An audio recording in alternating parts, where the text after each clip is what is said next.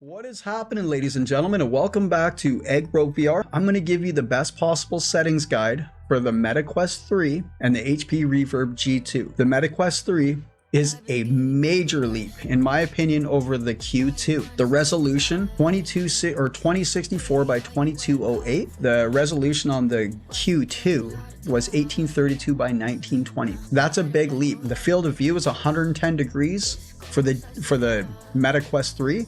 Over the Q2, which was 89 degrees. That is a 15% gap, or even further. I would say this HMD far surpasses the Q2 in almost every single way, except battery life. Weird enough, comfort.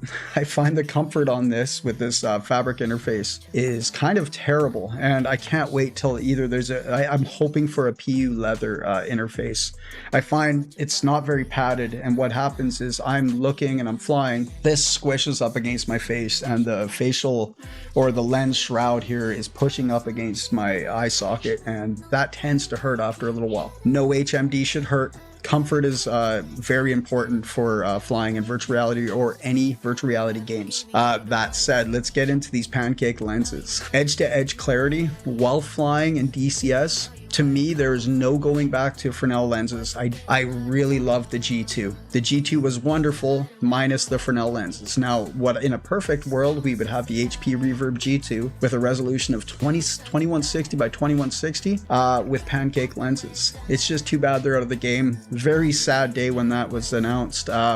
I just wish they got back in the game because obviously they knew what they were doing. Meta has hit this one out of the park. This looks fantastic while flying so far in Digital Combat Simulator. The settings that I'm going to provide today are going to give you the best possible settings at a solid 90 frames per second. And I'm telling you, this is solid. We don't have to use fixed foveated rendering like we did with the G2.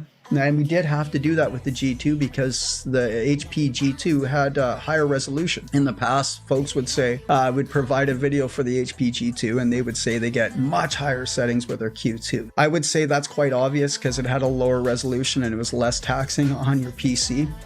The HP G2 didn't bring your PC to its knees. I have a 4090 with a 13900K, which is undervolted. I'm not going to share the undervolt. I'm not going to share overclocks, not very often from now on. I don't want to have you brick your PC. So if I do, and let's say I did share an overclock or an undervolt, that's only for that particular CPU or GPU. So please do not use your AMD and try to overclock the same as I do for my i7 12700K. That can hurt your PC, or even take your 9900K and try to follow the same overclock that I used for the 12700K, which was my previous CPU. Just don't do that. There's other guides for that particular behavior.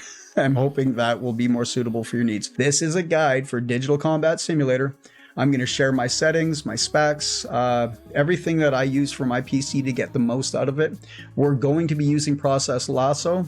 And there's a reason I'm going to share throughout this video is a couple of my cores. So it's a 24 core, 32 thread, 8 performance cores, 16 efficient. What I was noticing was cores 8 through 11 were capped at 100%, no matter what I was doing in the sim. I'm sure some eggheads out there is going to tell me exactly what's going on, and you shouldn't disable cores. I disabled my cores 8 through 11 because I found the gameplay was getting stuttery. It was stuttering, and I don't want that. I want this to be the smoothest experience, and the transition from the G2 to this, I did notice some differences there. DLSS, let's get into that. I was flying in DLSS, trying it out, trying to get the best settings for you. I'm not going to share DLSS. I find that the smudging, the ghosting is a major issue. Plus you get a degradation in quality of your visuals. I just don't find it's there yet. It will be in the future, and I am a huge fan of DLSS.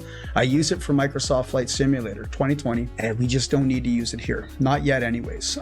If you do have older spec hardware, then yeah, go ahead, use it. And I mean, it's going to be the best of, I guess, a bad situation.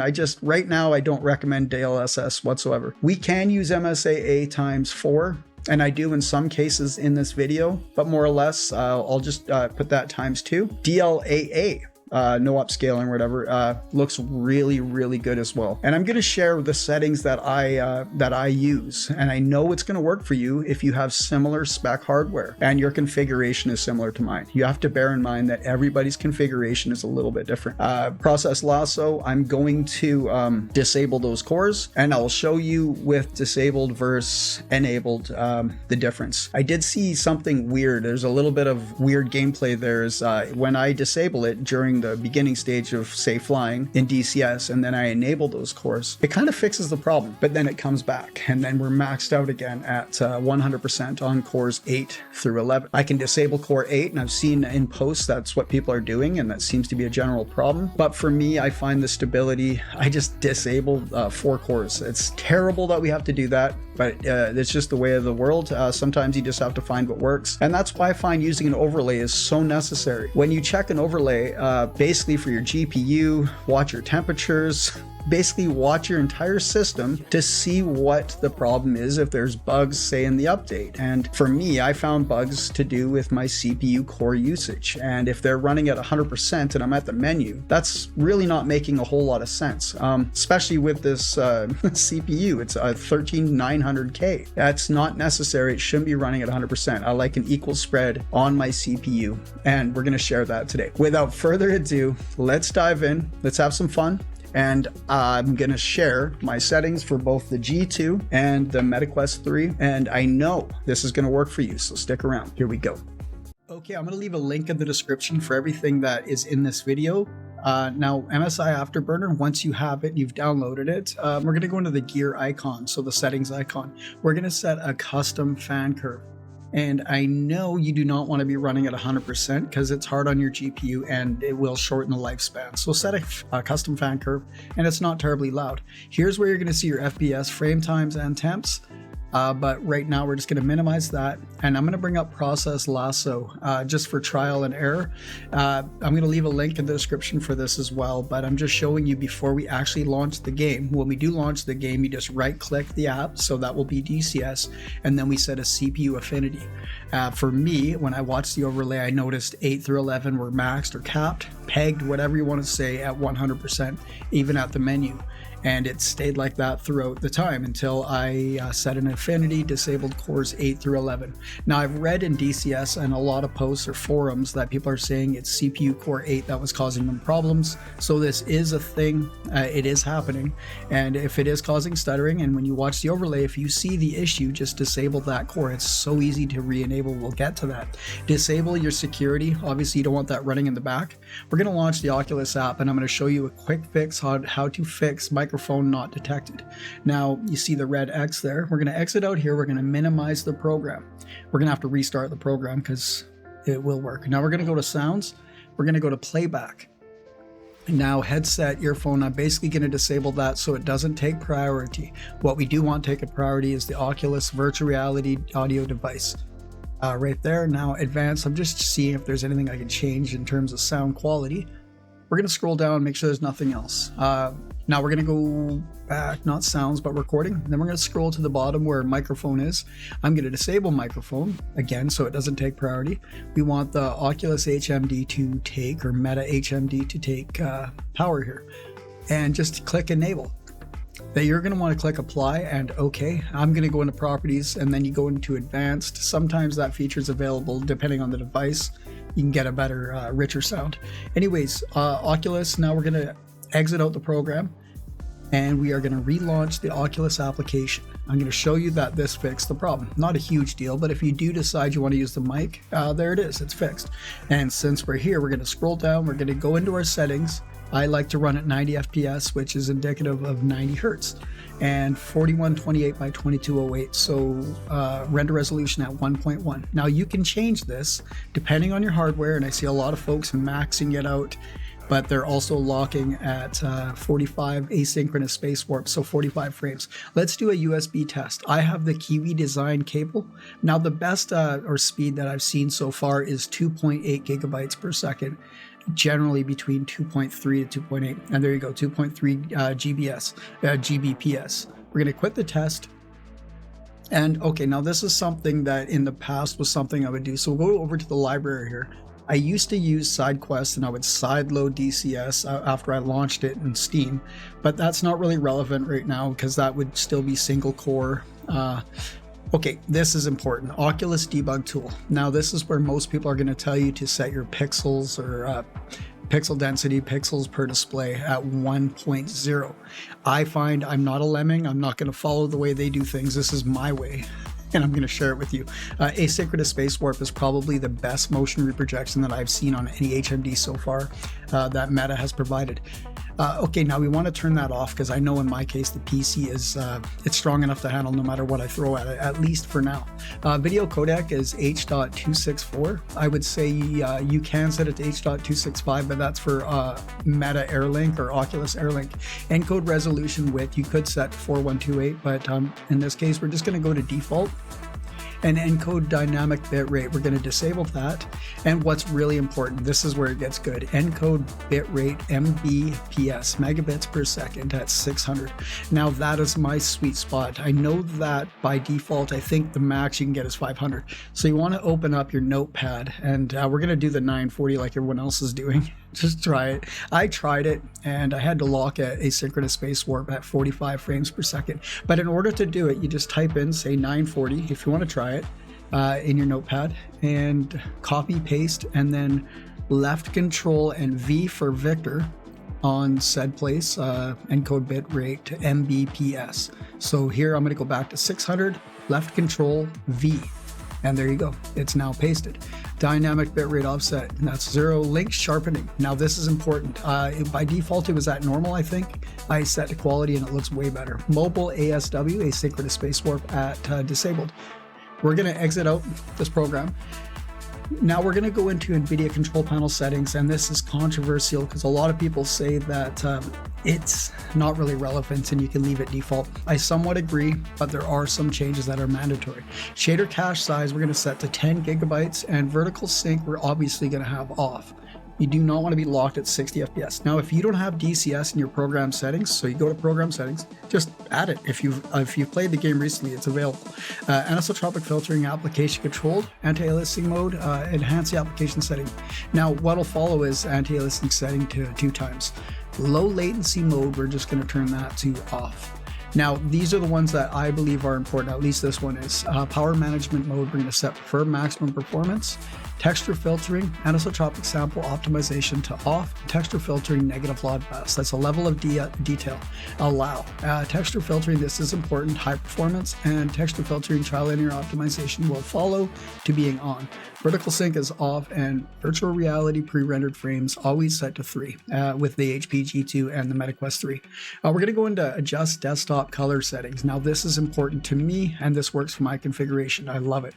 Set your digital vibrance to 65%. You'll want to click apply. G-Sync compatible, say monitor. Mine is, I don't really, it doesn't matter, but to use VRR, or that's going to bring me to my next point. We're going to go into graphics settings. So HAGS, I guess we call it HAGS, hardware accelerated GPU scheduling. Turn that off. That's also controversial. A lot of people say turn it on, it's better. It's not. It's way worse if you watch one of my previous videos. Now you're going to want to set, if DCS is there, set your options, set that to high performance, and Bob's your uncle. Now game mode, there wasn't a huge difference having it on versus off. So, I mean, that's up to you. Leave it on if you want. Not a major difference. This is important. Go to your local disk if that's where your DCS file is. Go to Save Games. Now DCS, this is after every single update. It is important to do this.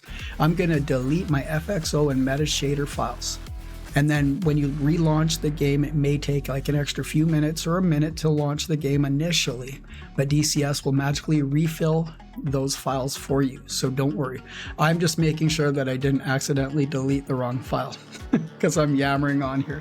I'm trying to get through this as fast as possible. Now we're going to empty recycle bin. And when we launch the game, like I said, DCS will fix that for us. And you just do that after every update. Now disk cleanup. Now okay, let's do this. We're going to go to disk cleanup, and our DirectX shader cache, we want to delete that.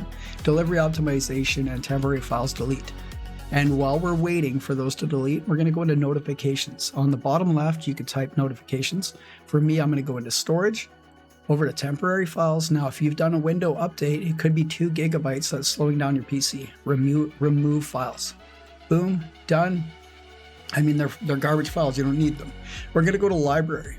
Now we're going to library in DCS. So you launch Steam. We're going to right click DCS and we're going to scroll down to where it says launch options. Now you want to launch multi-thread preview. Click play MT preview. Okay, I'm going to copy and paste this. Force enable VR, force OpenXR. Now that's advanced users may choose to enter this modification. You could just add it there if you want. It's again added in the multi-thread preview shortcut as well. Obviously, if you want 2.9, Edge 2.9, you want to go with the open beta. So it's available and you get DLSS, DLAA, all the juicy features that come with it. We're going to exit here. We're going to launch the game. And like I said, we're going to go into process lasso. And right now you're going to active processes. We're going to right click DCS and we're going to set a CPU affinity. Now for me, your case could be totally different. It could just be CPU core or maybe none of them. Then you just leave it. But if you notice one core is always pegged at 100%, then just try disabling it. One might pick up the slack and fill that spot. And again, run at 100%. If that's the case, then I don't know what else to say. I'm just finding what works for me is cores 8 through 11. I disable those cores and then I get more of an even spread on my CPU. Now we're trying something cheeky here and I just don't think it works, so do not follow this, but I will leave a link in the description for you to download Sidequest. I recommend if you are a MetaQuest player, you should at least have Sidequest. I will leave a link in the description for this as well. What I'm trying to do is we're going to try to actually record in 4K, so 3840 by 2160. I used to add for even 1080p. This was the old school way to manually get the best visuals for your recordings, even at 1080. We're going to run this command. We're going to see if it works. I doubt it will, but we'll exit out. There's my OpenXR settings. Now, the overlay is at advanced. You don't always want to leave that on. Fixed foveated rendering, like I said, that's depending on the module you're flying, but if you are going to fly the Apache, set the preset to performance and wide. I would turn off turbo mode. Post-processing, I would have that on. Inputs, I didn't change anything. In system resolution, override resolution, just say no. Just leave it native. And menu, you don't want a menu timeout, say none. Here are the DCS settings. There are so much to this. Okay, now this is really close, if not exactly the same as when I had the HP G2. There are a few differences. Now I'm recording this. This is recorded in 2D here. You do not want your resolution to be at 3840 by 2160 unless you're recording. MSAA, that's the big one. I like to run that at 2 times. And if you're feeling extra frisky, you can always set that to 4 times. And trust me, it looks brilliant. It looks beautiful. Upscaling. Now that is off, but what is big here, we're going to go to sharpening. I like to set my sharpening at 0.6. I've tried it at 1, like maxed right out. I don't like the way it looks. It actually kind of hurts the eyes. Textures and terrain textures always at high, no matter what for me. Now shadows, flat only. Now I'm going to turn that off because I'm going to try a couple missions with the Apache here. Visible range will probably change that as well. SSS, that won't be available either unless you max out your shadows, but right now I just don't have the options. Visible range, we're going to drop this to low. And the next thing we're going to change is clouds. Clouds from high, I'm going to put to low. Now you do not want to run it at low or ultra. If you're going to jack it up, I would just go all the way to high, at least for now. I'm also noticing a little bit of a bug with the shadow sweep. When you fly over mountains or through the trees, it's a surreal looking shadow sweep. It just doesn't look that good. This isn't available either. Now depth of field, we're going to want off, and screenshot format at PNG. That's just your preference. It's up to you. Color, okay, now this one's kind of cool. Color grading, I would go to the bottom. If you want to try this out, Technicolor 3, it adds a digital vibrance. It looks so good. It looks almost cartoon. It looks cool. Not really for me, so I just keep it at not used, but your preference, you might just love it. Check it out. Clutter and grass, always the same, 750. Force visibility, 71. Let's go to scenery detail factor, always at 1, and preload radius at 89,500. Chimney smoke at 1, gamma at 2, but I'm probably going to drop that down to 1.8 because at 2 it's a little too vibrant, a little too bright. Anisotropic filtering at 16 times. Terrain object shadows, flat. And cockpit global illumination off. I always have a hard time saying that. Now range droplets on, but full screen will check off.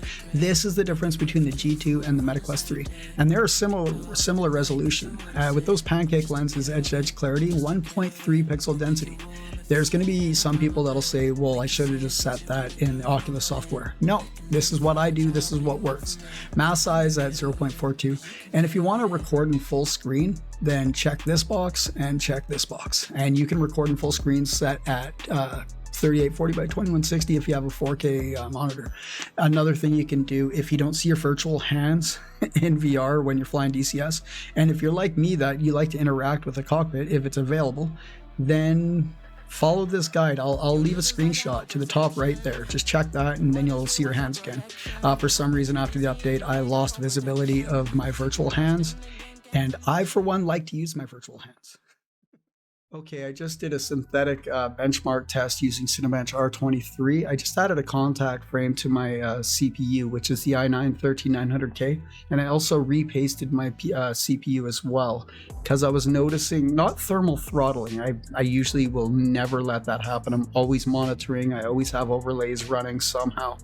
Especially after you add new hardware to your CPU. Now the 13900K is a new addition to my PC. It's a month and a half now or so. Anyways, so when I would do a synthetic benchmark, I always do that when I add new hardware before I apply this to real world gameplay or simulations like Digital Combat Simulator.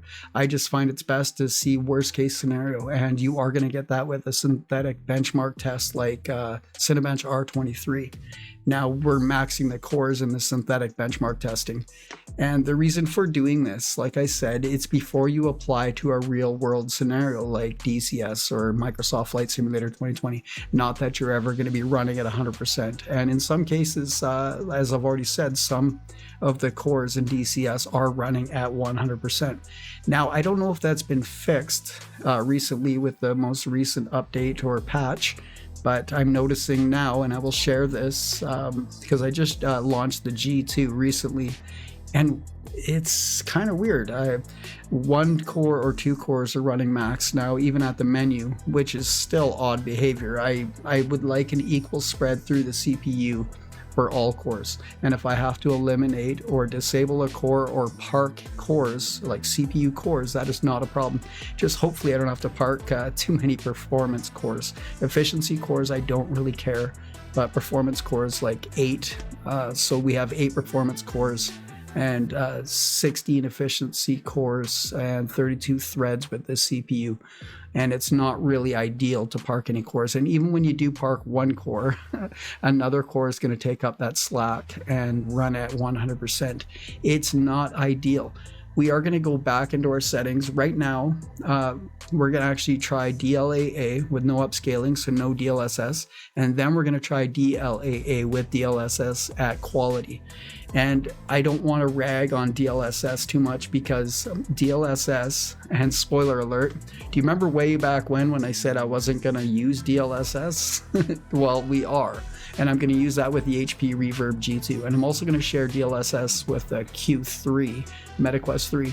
Here in the South Atlantic map in the Huey, even this wasn't possible before with the MetaQuest 2, and especially not with the G2 at pixel density 1.3 to maintain a solid 90 FPS.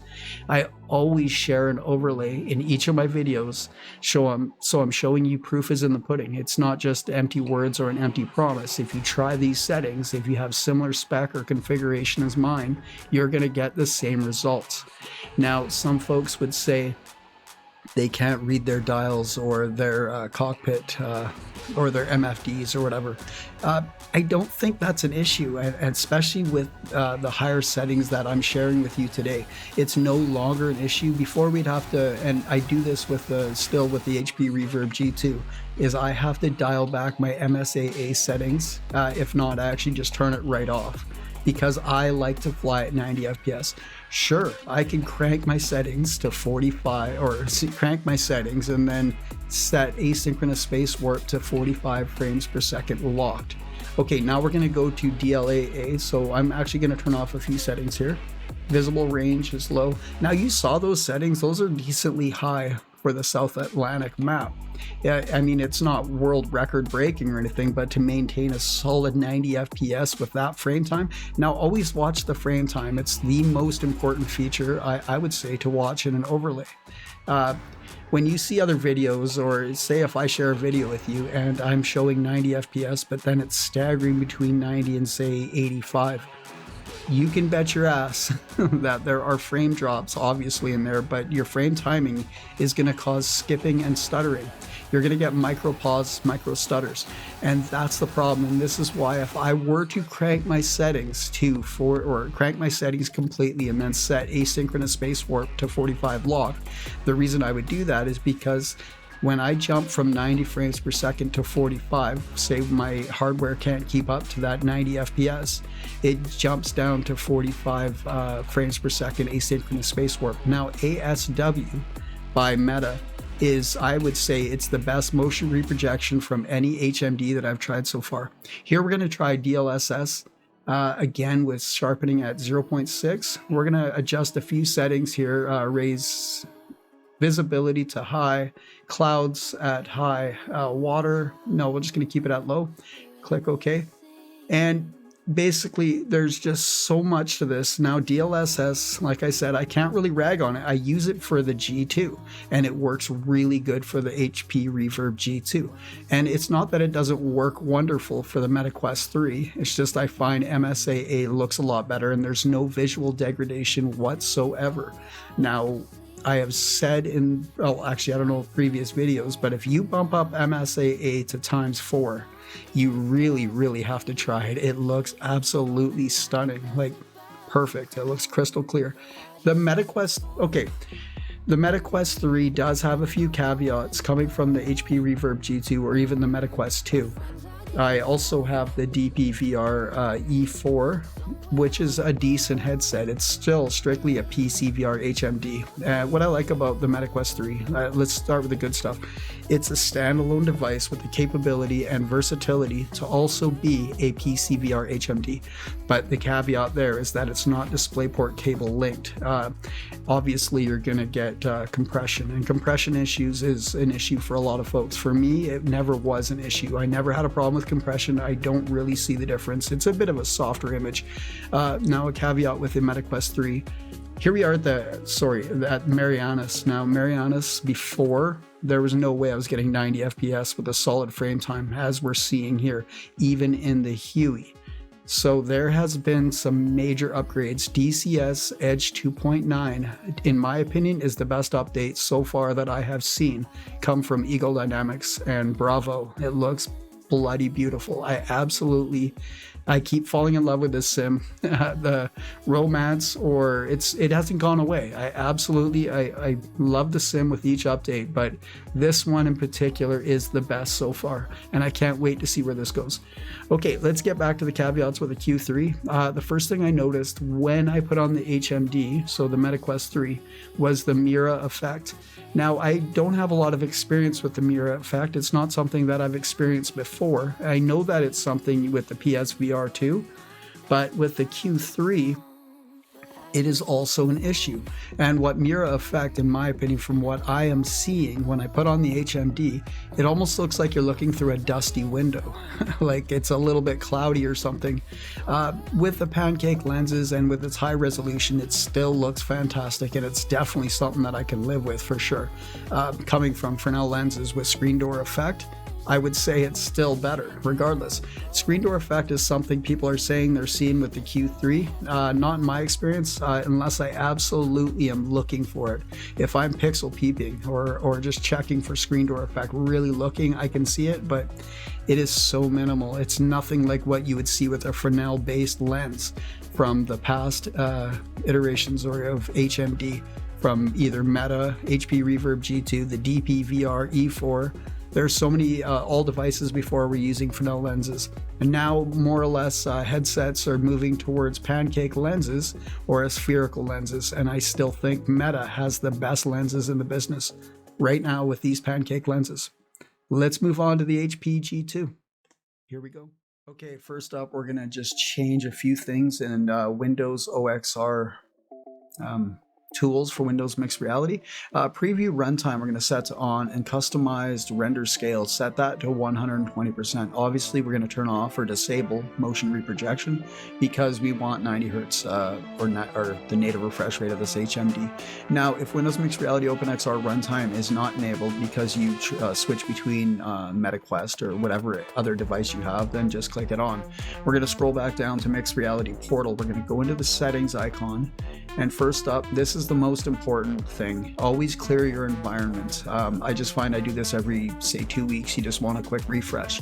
Headset display, we're going to set that to low. Change app window resolution 720 because it's not necessary. Change best visual quality and adjust display resolution at 4320 by 2160. Adjust frame rate is 90 hertz, obviously. Now we're going to bump up our MSI afterburner overclock for my GPU. Now this is for my GPU. You don't have to follow this. This is just for the 4090, and in particular it is the MSI Gaming X Trio 4090. We're going to bump the core clock up to 150 and memory clock at 750. Just check mark, but we're also going to run up the power limit.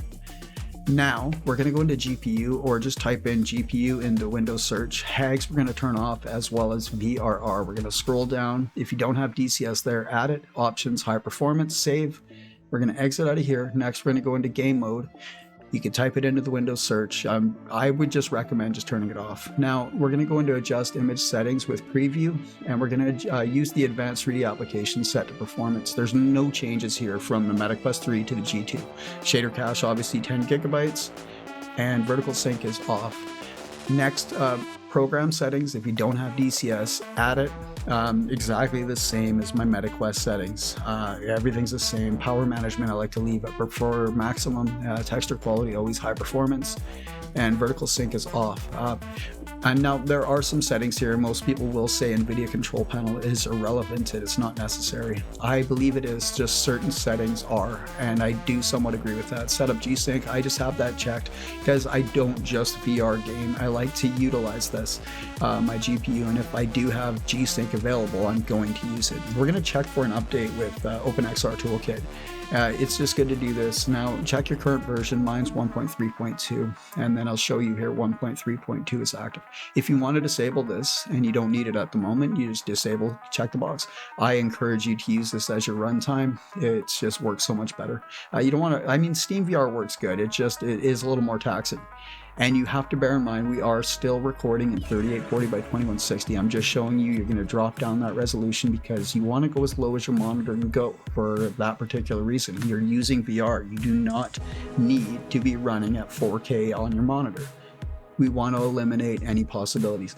Anti-aliasing, I just turned MSAA off.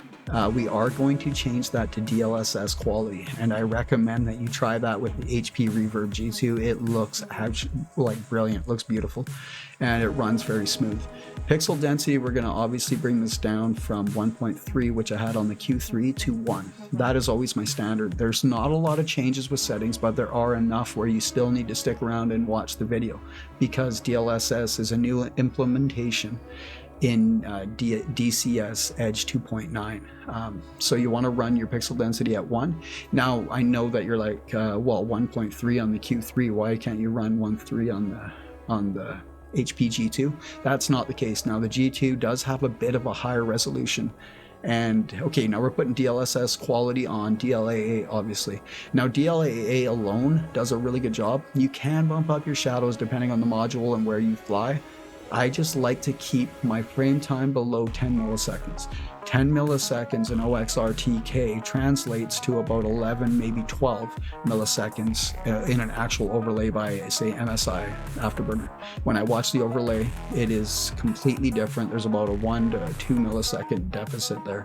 It's a little bit different. So right now, just at the menu, we're at 4.1 milliseconds. As I said in previous videos, I usually try to keep it below 4 at the menu, and that is assurance that you're going to get a smooth gameplay at 90 FPS.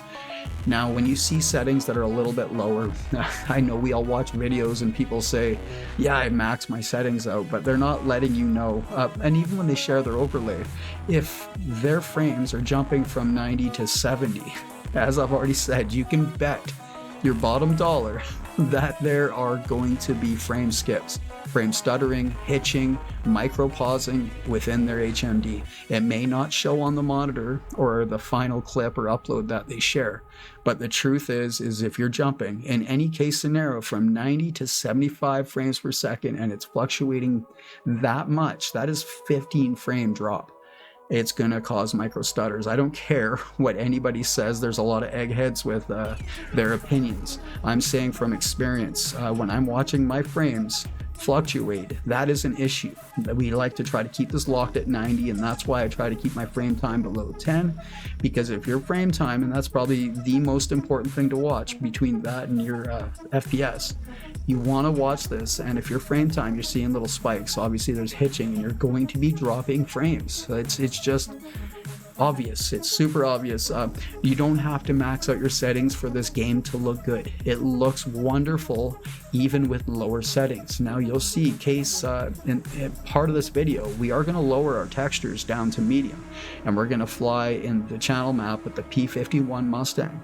Right now, we're at the Kasab Air Force Base in Persian Gulf, and this is always one of my trial runs. At the beginning there, you saw me turn the helo and go over the buildings.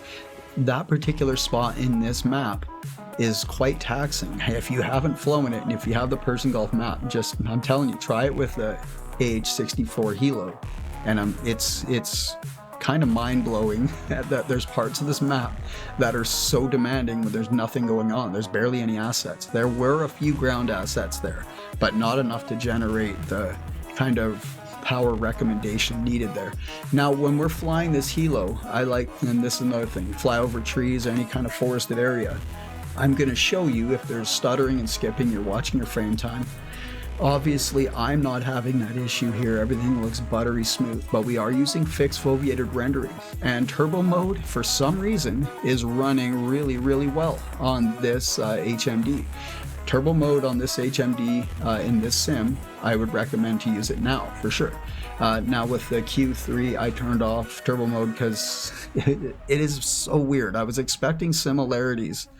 And I know I shouldn't. Okay, now this is another taxing spot on this map, and you look close to the marina there and you're looking towards those yachts. You will watch your frame time. It will spike. It will spike. This area is very taxing, especially in front of the water there by those yachts. You are going to see a bit of an issue. Now I'm going to try, hopefully it's not a failed attempt at a landing here. My landing in this helo isn't wonderful. It's like I'm landing a jalopy here. It's just terrible. I'm hoping you don't judge me too harshly here. But we're gonna plop this freaking helo down, and then I'm gonna bring up Process Lasso. And as I said earlier, is Process Lasso, I don't know if it's the patch recently, but I wasn't playing this as much as the rest of you since the update because of COVID. I had COVID, and I didn't want to strap on a device that gets hot on my face, bump up my temperature. You know, we're all trying to avoid some kind of problem, but anyways, we're going to go into Process Lasso here, and you can see only one core, and what is that? CPU 9 is running max.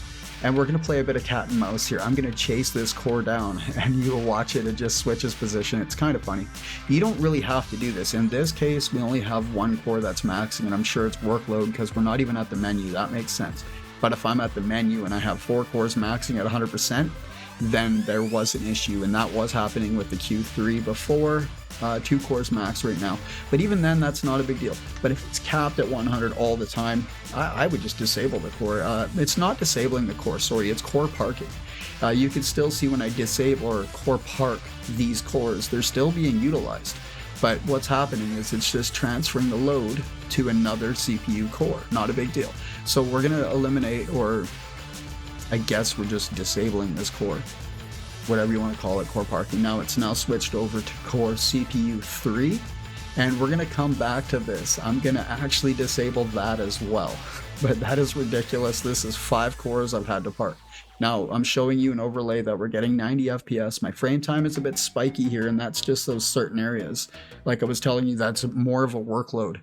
And if you see the odd skip, that's not a big deal, but if it's constant stuttering, and I was getting that before, and I'm just saying when I checked the overlay before and it was at 100% pegged on 4 cores, that is, I'm pretty sure, one of the causes. There's probably many reasons, bugs and updates. And it's not like it's open update. It's still open beta. I guess whatever. It's beta. It's in beta version. So you can't expect everything to be perfect. Now our wattage there is kind of high. We're going to be generating tons of heat. CPU temps are really, really good, but CPU utilization on this particular map isn't that bad. I think we max at like 13-14%. Not a big deal. But if you were to fly the Huey, and for some reason in Nevada is when it really pushes upwards of I guess 30%, and that's the i9-13900K. Now we're going to right click here, we're going to go to CPU affinity always. Now we're going to disable this core or park this core. Now we're going to get more of an even spread, and you can see all cores are still being utilized. It's just we don't have capped at 100%. I'm just saying, in my particular gameplay from what I saw, was I disabled this. Look at this rotor wash. The dust kick up. This is brilliant. What a, like, it seems like such a simple thing, but it is just so beautiful. It really makes this game that much better. When I say game, I do mean sim, so don't get your panties in a bunch. We're gonna fly through the Sinai map here, and this is a mission. It's weird. It says free flight, but it is an actual mission. You're going, you're blasting things. You have other aircraft, other assets in the air with you. I love, this is another one of my test benches. I like to test this map because this one really does push your hardware. It pushes your HMD, your GPU, and your CPU. Everything. Oh yeah. Now the Persian Gulf, another thing is I'm noticing 32 gigabytes of RAM. Maybe like it's getting pretty close where I have to upgrade that as well to at least 64, which is crazy. It wasn't too long ago. I remember 16 gigs was enough. And it probably still is in a lot of cases, but I'm noticing 32 gigs. I am like almost capping 32 gigs in certain parts of DCS. I love this view following the Hellfire all the way to its target. It looks fantastic. And the sound, it's gotten so much better. It's going to be better when we have that upgrade of, like, say, Shockwave. When we see that upon impact, is going to look so brilliant. So we'll do a couple close-up shots. Now, when I was talking about caveats with the Q3, so the MetaQuest 3, there are, and it's not a perfect headset by any means. I mean, it looks really good, it plays good, but I mean, the mirror effect was, it was a shocker when I first put on the HMD, and you hear other people talk about it. It is something you can live with, and I would take that over mad screen door effect any day of the week. Now, a problem I did have was I've had 3 of these HMDs in the past 3 weeks. So you put on the HMD, and my first one was a 128 gig because I mainly do play DCS or Microsoft Flight Simulator. But I noticed I still have games from the past. I love playing Beat Saber, but I was noticing my library was filling up very, very fast. So I decided, and okay, so the first one, 128, library was, you know, obviously filling up at 128. I was close to filling it already. And I noticed a right pixel. So it was a stuck pixel, not a dead pixel. I believe dead pixels will show up as black. A colored pixel or something, I believe, is stuck. And there are stuck pixel tests you can do on YouTube. They've never really fully worked for me, but maybe I just haven't given it long enough to actually do its job. I usually do like a 10-minute run or something like that. So we're gonna make a few settings. MSAA, we're gonna turn this off, and we're gonna basically dial textures down. I'll turn textures off as well, or not turn it off, but we're gonna put it down to medium. Sharpening stays the same throughout this entire video.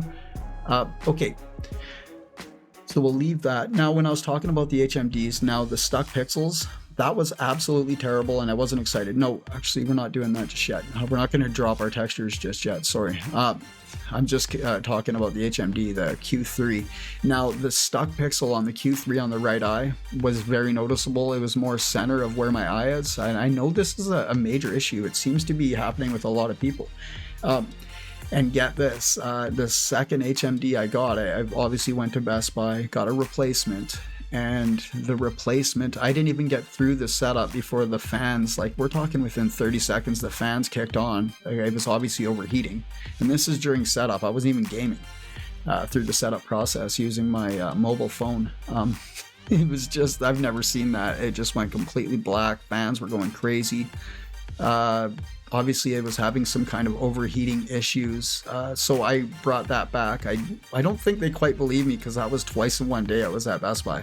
I was just getting frustrated.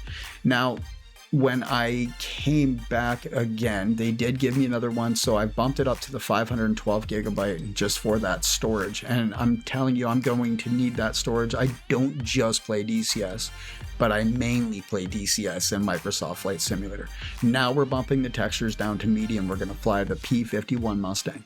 So the second one basically dead on arrival. Now the third one has a stuck pixel, so that is 3. We're batting for 0 here, folks.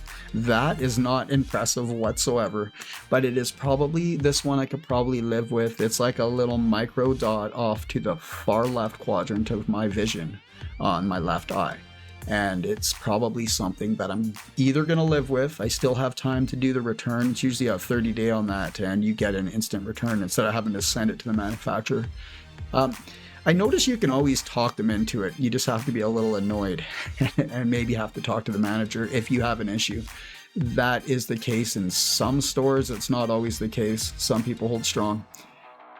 This is probably one of my favorite dogfighting maps. This guy's actually going to slam into the ground. That's so good. So I just dive bomb the ground, get nice and low, and the guy trying to shoot me actually hits the ground. Yeah, that was perfect.